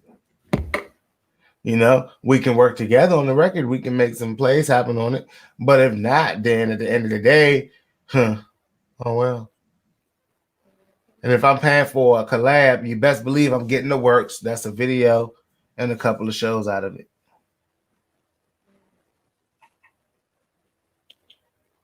Wow. Yeah. I'm not gonna look stupid out here trying to get artists to jump on stage with me. And ain't nothing worse than paying for a record to take off and you can't. I mean, listen, yeah, you can go all Fetty Wap and go all Migos and shoot the video without Drake in it. It's still gonna be cool because the video could be cool, right? Right. But at the end of the day, come on now, those people were mad at first. They were furious. It worked out in the end because they became super megastars. But shoot, like I said, unless you're willing and your team is willing to put that money up and take that L, then it ain't worth it. And you have to have at least fucking $500,000 to play that game. You know what I'm saying? You got to at least have $500,000 to play that game. And you got to have $500,000 that you can sit and wait to recoup on. So this game ain't that easy. Ain't that sweet, I should say. Now, how do you feel about Jay-Z and Meek Mills trying to have lyrics, trying to block, the police from using lyrics in an investigation? And before Honestly, you answer, wait, before you answer the question, I have a follow-up question to that. All right, so basically the issue is rappers are committing crimes, hurting and murdering other people's family members, and then going on their music and bragging about it. So, what about the justice for the family? Or the consideration, not even the justice for the family, but the consideration for the family? Like, it's weird to me. That's like all that's weird to me, right? Because I'm sitting here thinking to myself, for one, lyrics is art. And art can be drawn from so many different places. So that's why I don't like the fact that lyrics can be a deciding factor or evidence against you. Now, I understand if it can be used to gather evidence against you. I understand it can be used to make you a suspect. but I don't think that it should be used to actually be getting someone convicted, right? I mean, if someone says in their lyrics some incriminating stuff that only obviously the killer may know as a detective, then yeah, all right, that's you can go look at that guy. Let's look at him, but it shouldn't be like, yeah, he said in this record this, that, and the third, and that's what made us believe that he did this, like the YMW Melly situation. And a lot of other artists are sitting in jail because of their lyrics, right? Now, of course, on the flip side, these families that's looking for justice, I agree with justice 100%. That's the cop's job always. Justice is the law job, like not the music job, the music police job, right? So I don't know because like it's so tricky. It's so tricky because like I said, lyrics could be drawn from anywhere. If a person know his man's did something or his friend did something or someone in his neighborhood did something and may want to rap about it, that doesn't make him a witness, and it shouldn't make him a It witness. does make him a witness because No, he it doesn't. spoke, but then he should have never spoke on it. To me, I come from a opposing point of view because I feel like first and foremost, you can rap about something without being, I mean, and be discreet about it. But when you're being blatant, like for instance, your friend did a robbery or something, and you blatantly go on your song and tell detail for detail, then yeah, you're basically snitching on your friend. You can be a witness. You're telling you were there at a situation or whatever. Um, that's just my whole thing about it. But As it's far still hearsay though. It's still hearsay. all right, well, you shouldn't go to jail behind it, but you should at least be brought in for questioning Yeah, you hear because you that talked song. about it. You hear that new TikTok one was like, "Who's Corbin? Where's Corbin?" or whatever like that. Mm-mm.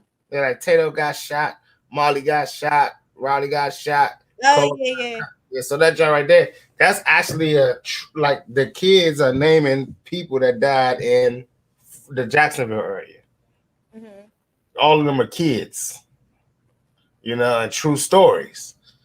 And and Corbin's family is pretty mad and pissed off about the song, actually. So it's like a lot of these things you say, yeah, they're rapping about this stuff, but they may know about it, but no, they're mocking this stuff. Most of them are mocking it. And the problem with mocking it is they're putting targets on their back with stuff that all they know is the same stuff that's privy to us in an information world. I mean, look, there were people around my neighborhood by Monday morning. If they was killed on a Sunday, by Monday morning, everybody knew who did it except the police or speculated who did it. You But know, who's going to really go out and rap about the details of the crime? Like to me, I feel like it's one thing to like, okay, it's one thing when you're rapping and it's like response rap. This is what I call response rap, where you talk about what would happen to somebody if they did something to you. That's cool for me, like, cause that's response rap. But when you get on there talking about events that actually happened, and you know what I'm saying, whether you was there or not, like you're implicating yourself, and that's what I would talk about. Implication and affiliation. Like, why would you want to implicate yourself in something that you had nothing to do with? Rap about something you yeah. actually had something to do with. And if that's what you did, then you just have to suffer the consequences. Like that's just what it is. I mean, like rapping is no different than. So I was watching this show called Underground, and the bounty hunters, when they would go out, they would bring journalists with them. And every time they would kill someone, they would ask the journalist, "What are you writing?" And the journalist would tell like, "Yeah, like heroic night, bounty hunter kills man in murderous brawl," And they may say, "No, no, no, say bounty hunter kills him in heroic shootout," like that. So it's like that's no different than these legends in the hood. Rappers are their storytellers, like, and honestly, I say it all the time. Your life and what you live is your manifestation of what you're going to talk about and what you're going to exuberate. And at the end of the day, your goals and your ambitions is the only thing that sets you apart from what you see in the everyday life and what your outcomes and what you become from that, right? So when you get a lot of these artists nowadays, the goals and ambition is just get money. It's not learn the business. It's not be longevity. It's just get money. And at the end of the day, if the next person got on talking the true stuff, I'm gonna get on here talking about it.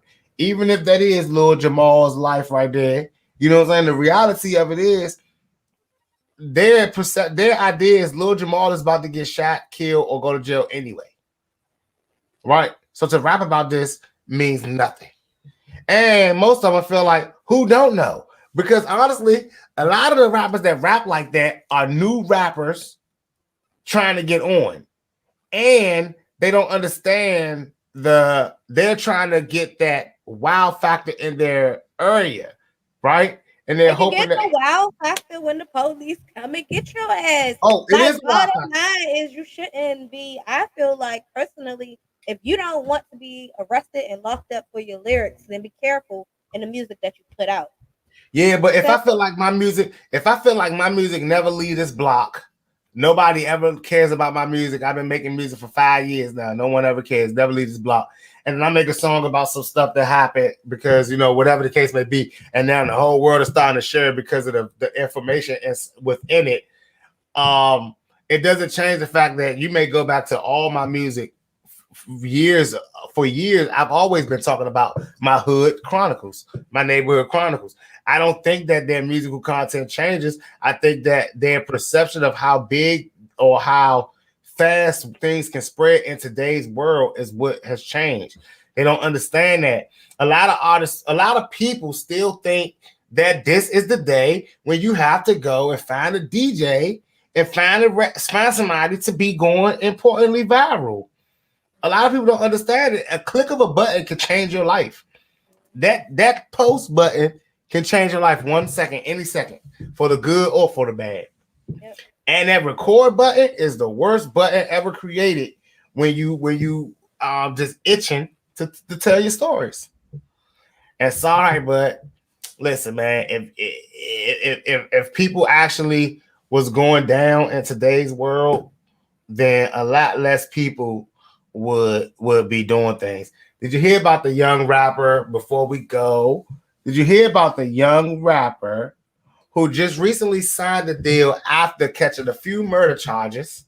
That's right, killed the police officer and possibly shot someone else. Well, the record label said this is exactly what we want. Gave him a $200,000 advance, in which he used to post his bail. Now, what y'all think? What y'all think gonna happen to this young man in the near future? Do y'all really think an album is coming? He can't tour. Well, I know what it'll be. In the next 7 years, he'll be one of those artists saying my label hasn't paid me a dime. I mean, he could still make music from jail though, so he still make money that way. And the label No, wins. no, the label can make money that way. He can't. Oh yeah. I was about to say the label wins ultimately because you think All you they need got is the music. signed. You excited about being signed, but what you don't realize is once you go to jail, like the only person that's gonna be benefiting off of you is the label. Yep, that catalog, if it does anything, but without you being able to perform it in today's world, they're going to do all the performing it for you. So that's life, and that's how the cookie crumbles. I wonder how he ended up shooting the police. Well, Um, well, I'm I'm gonna go following. look it up. I'm following that case, and I would like to know how he shot the police as well. But he's saying he didn't. So, with that, I'm gonna go with him saying he didn't.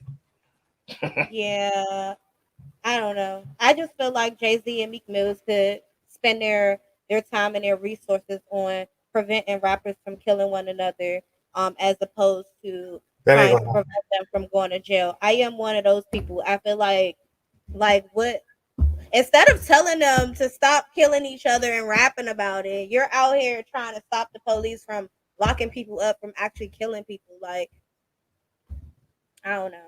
I just happen. feel like Now, like I do agree with you in that sense, but I also agree that police cannot keep on being lazy now. These rap police are horrible. It's well, too rappers many. are lazy. Stop Yeah, being lazy. Wrap up, yeah, be but it's too many creative. people. There's too many rappers sitting in jail that ain't did it. You know All what I'm right. saying? Well, okay, I understand It's that. too many. But are there? I mean, really? Do we know that they didn't do it? Well, they say Melly's supposed to be home in 2 months. We're gonna see how that if that really happens. They say Pooh Shiesty, he took a plea, so I don't know how that's gonna happen. He may do like 10 years or whatever the case may be. After that, like wait 7. But at the end of the day, these rappers are being forced to take plea deals because when that money started to run out, and it's like before you spend all your money, you might as well just sit down and do some time and let the label do what they're gonna do. And then B, these lyrics are very incriminating. I mean, half of them talk about I run down on you and I'm gonna shoot you in the face. If I catch you in the club, I'm gonna catch a case. And it's like, what is happening right now? Everybody wants to be a hitman, and I'm for one afraid. So that's that. Yeah. I mean, I just look at people, a lot of people like cowards, because I don't understand how there's so much police brutality and XYZ and police beating on black men. But y'all out here, y'all, y'all out here scared of them, but y'all ready to kill each other. Like that's a whole Well, nother topic for a whole nother day. that is a whole nother topic because you see they just ambushed a whole bunch of cops. Oh my god. I mean, rather them than us. Shit. Yeah, Like, let me yeah, stop. yeah. Y'all, I'm one of them people. Like I can't say what I want to say on here, but I'm one of them people. Rather them than us. Y'all, Shoot. y'all know, hit that like and subscribe button down at the bottom. Make sure I hit those notifications to know when Jezabel will be on here cutting up. Boss Biz Radio, where we do it Hey, every Monday with the Rolling with Success show. tell What us you the got coming up lineup this for week? the. I was say, tell us the lineup for the tour. Everybody, February 5th. Yes. Tucker, Georgia, Atlanta. Make sure if y'all know somebody, tell a friend to tell a friend. You know anybody that live in the Georgia area. Make sure they come out and support. Now go Yeah, and ahead. What's the lineup, babe? so February 5th, we are in Tucker, Georgia at Bottleship Lounge. February 12th, we're gonna be in Greensboro, North Carolina. Anybody in Greensboro, pull up. We're gonna be at the Spotlight Mixing Showcase. So that's gonna be pretty lit. It's gonna be vendors and everybody there. It's gonna be some radio personalities, a whole bunch of PRs and blog sites and stuff like that. So y'all come out there, meet those people. And then on February 18th through the 19th, I'm gonna be up in y'all city in the DMV. I'm gonna be back home.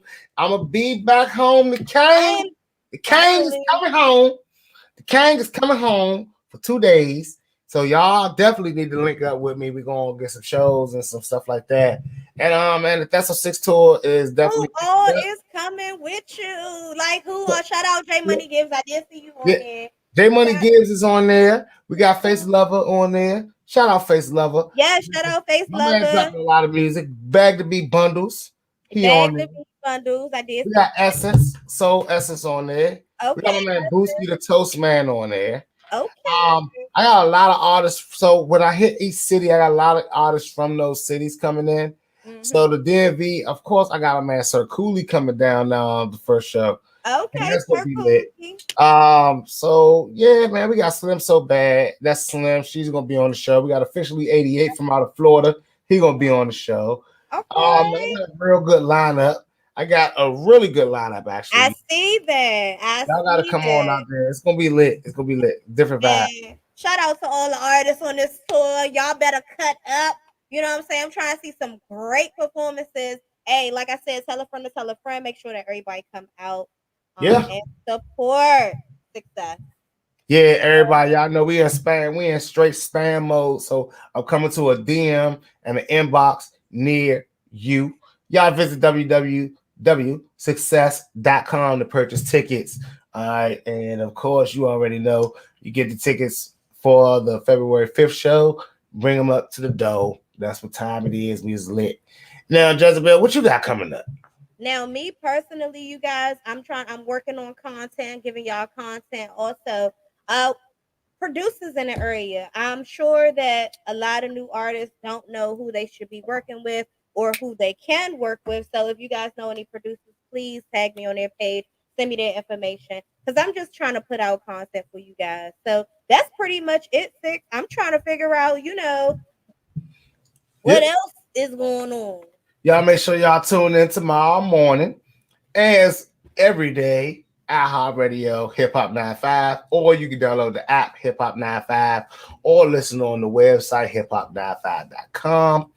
And of course, if you ain't got that Live 365 app downloaded, so you can be listening to Boss Biz Radio, Make play sure that all you do day that. long, 24/7. That joint got some hits on it. Also, y'all did drop an interview. So make sure to look at that. It looks great. It was with Money Making Strap. Shout out to him. Also, if you guys haven't been on a show or you want a live interview, please let me know as well. I am Yes. back on that for you guys. Now, the All the interview artists that's hitting us up about asking me for interviews on the show, I got all y'all DMs. I will be getting to y'all accordingly. But February, I am kind of like it is kind of busy. going to be booked up for the artists that are on the tour. We're going to be getting them in so y'all can actually meet them and see some faces and know some names. Yep. Yes, yes, yes. So y'all already know what time it is. Yeah. So at this time, y'all should already be flicking off those ashes, throwing those ashes in the ashtray, and getting ready to roll up another one. Cause I am. We out. Bye, Peace. y'all. See y'all next week.